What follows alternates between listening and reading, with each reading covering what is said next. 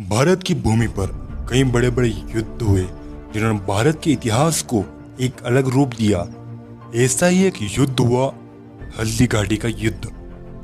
यह युद्ध बेहद ही चर्चित युद्धों में रहा और एक प्रश्न हमेशा बना रहा कि आखिरकार हल्दी घाटी का युद्ध किसने जीता।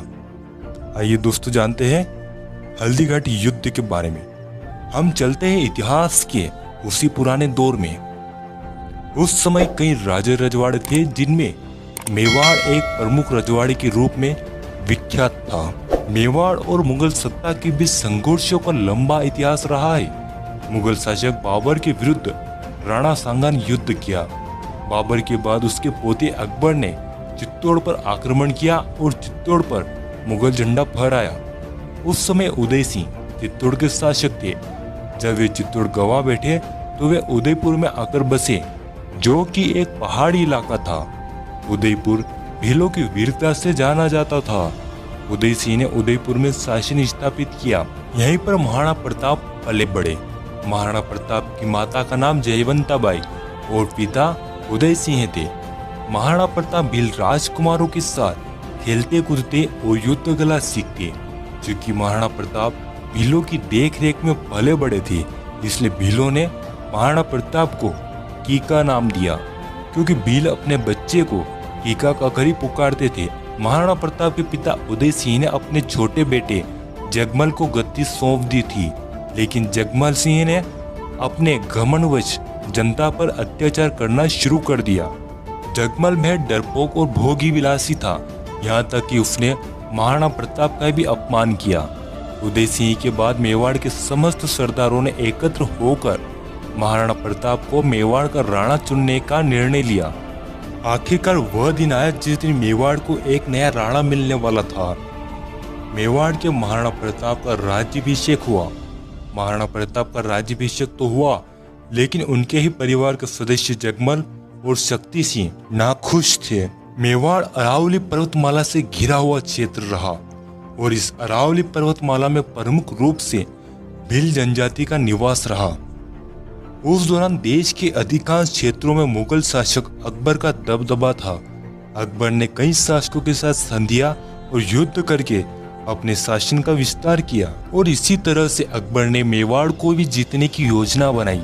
अकबर ने पहले महाराणा प्रताप को संधि पत्र भिजवाए कि महाराणा प्रताप अन्य शासकों की तरह मुगलों से संधि कर ले। मुगलों के साथ सबसे पहले आमेर के राजा मान सिंह जा मिला। यह वही मान सिंह था जो अकबर के प्रमुख सेनापति बना, लेकिन अकबर की संधि महाराणा प्रताप को मंजूर नहीं थी। भला स्वाभिमानी महाराणा कैसे मुगल संधि स्वीकार कर ले। ऐसा नहीं था कि महाराणा प्रताप को केवल अकबर का ही सामना करना था, उन्हें अपने परिवार और रिश्तेदारों का भी सामना करना था। दरअसल मेवाड़ की सत्ता महाराणा के भाई जगमल को भी चाहिए थी, लेकिन जगमल मेवाड़ का शासक नहीं बन पाया। अकबर ने मेवाड़ की आपसी फुट का फायदा उठाया और जगमल को अपने पक्ष में कर लिया। जगमल सिंह मेवाड़ की राजनीति से नाराज होकर बादशाह अकबर के पास चला गया। अकबर ने जगमल को जहाजपुर का इलाके की जागीर प्रदान करी, साथ ही साथ सिरोही राज्य का आधा राज्य प्रदान किया। दरअसल जिस समय महाराणा प्रताप ने मेवाड़ की गद्दी संभाली, उस समय मेवाड़ राजपूतानी साम्राज्य बेहद नाजुक दौर से गुजर रहा था। अकबर की क्रूरता के आगे राजपूतानी के कई नरेशों ने अपने सर झुका लिए थे। कई वीर प्रतापी राजवंशों के उत्तराधिकारियों ने अपनी कुल मर्यादा का सम्मान भुलाकर मुगलिया वंश से वैवाहिक संबंध स्थापित कर लिए थे। कुछ स्वाभिमानी राजघराने के साथ ही महाराणा प्रताप भी अपने पूर्वजों की मर्यादा की रक्षा हेतु अटल थे। महाराणा प्रताप के भाई शक्ति सिंह भी मुगलों के साथ जा मिला। इतना ही नहीं, मारवाड़ के शासक जो कभी खुद की आन बान और शान का हवाला देते थे, अब मुगलों के सामने वे भी झुक गए। कहा जाए तो कुछ शासक अपने राज्य के स्वार्थ के चलते और कुछ अपने पारिवारिक कलह के कारण अकबर के साथ जा मिले। अब महाराणा प्रताप अकेले पड़ गए। ऐसे समय में वे और उनके कुछ विश्वास पात्र योद्धा ही बचे थे जिन्होंने अकबर के सामने शीश नहीं झुकाया। अब युद्ध होना तो जायज था। अकबर ने मान सिंह के नेतृत्व में 80,000 मुगल सेना को मेवाड़ पर आक्रमण करने के लिए भेजा। महाराणा प्रताप इस बात से भली भांति परिचित थे कि मेवाड़ तक पहुंचने के लिए अरावली की पहाड़ियों को पार करना होगा। महाराणा प्रताप अरावली की दुर्गम पहाड़ियों में रहने वाली भील समुदाय के बीच ही पले बड़े थे। तब उन्होंने अपने बचपन के मित्र भील साथियों की याद आई और वे तुरंत अपने कुछ विश्वास पात्र सैनिकों को लेकर अरावली की दुर्गम पहाड़ियों की तरफ निकल पड़े।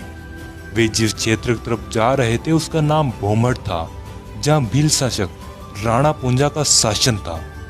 यह क्षेत्र स्वतंत्र था। इस क्षेत्र के राणा दयालदास, राणा हरपाल भील और उनके पूर्वजों ने हमेशा ही मेवाड़ शासकों की मदद करी थी और महाराणा प्रताप को पूरी उम्मीद थी कि भील उनका साथ जरूर देंगे। जब महाराणा प्रताप राणा पुंजा के भोमट क्षेत्र पहुंचे तो वे हैरान रह गए, क्योंकि अकबर का संरक्षक बेरम खां पहले ही राणा पुंजा से सहयोग प्राप्त करने के लिए आ पहुंचा। बेरम खां ने भील समुदाय को कई हीरे जवाहरात और कीमती वस्तुएं देने का लालच दिया। बेरम खान ने कहा कि यदि भील मुगल शासक अकबर का साथ दे तो मुगल सभी भीलों को बेशकीमती धन दौलत देंगे। तभी मेवाड़ के शासक महाराणा प्रताप ने स्थिति को भांपा और बप्पा रावल की तलवार राणा पुंजा के समक्ष रखते हुए मेवाड़ का साथ देने को कहा।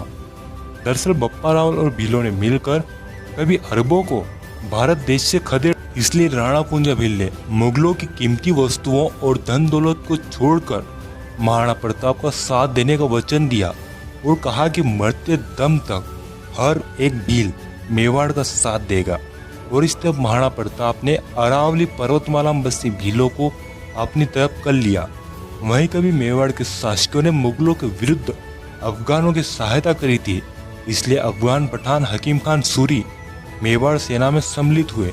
इस तरह महाराणा प्रताप ने अपनी सेना में राणा पुंजा, भीम सिंह डोड़िया, रामदास राठौड़, रामशाह तोमर, हकीम खान सूरी, भामाशाह, ताराचंद और बीदा झाला आदि प्रमुख सहयोगियों को शामिल किया।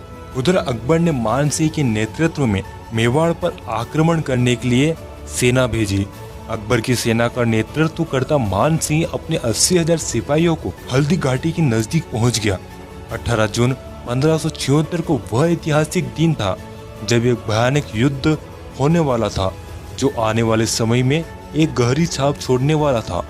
एक बात स्पष्ट कर दें कि जब मुगल सेना ने हल्दी घाटी की तरफ से मेवाड़ की तरफ बढ़ रही थी, उस वक्त हल्दी घाटी में राणा पुंजा के नेतृत्व में भील सेना ने मुगल सेना को कड़ी टक्कर दी। केवल 400 भीलों ने मुगल सेना के 10,000 सिपाहियों को परास्त किया। मुगल सेना के पास विशाल सेना थी।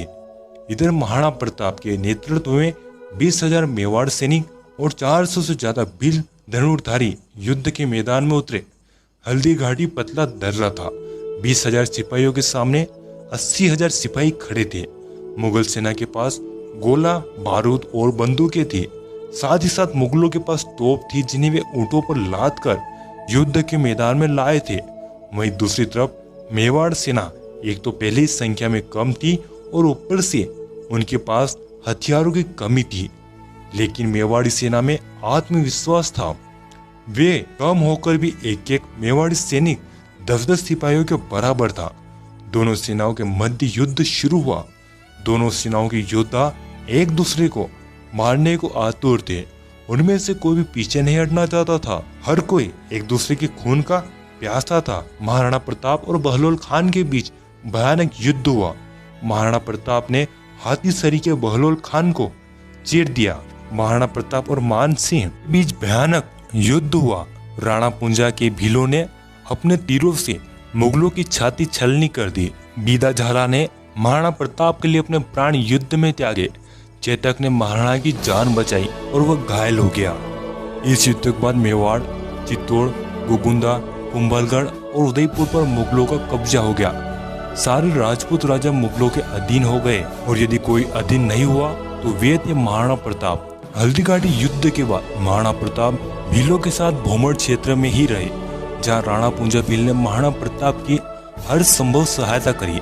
ऐसा कहा जाता है कि इस युद्ध के अगले 21 सालों तक महाराणा प्रताप ने भील समुदाय के साथ मिलकर मुगलों के विरुद्ध संघर्ष किया।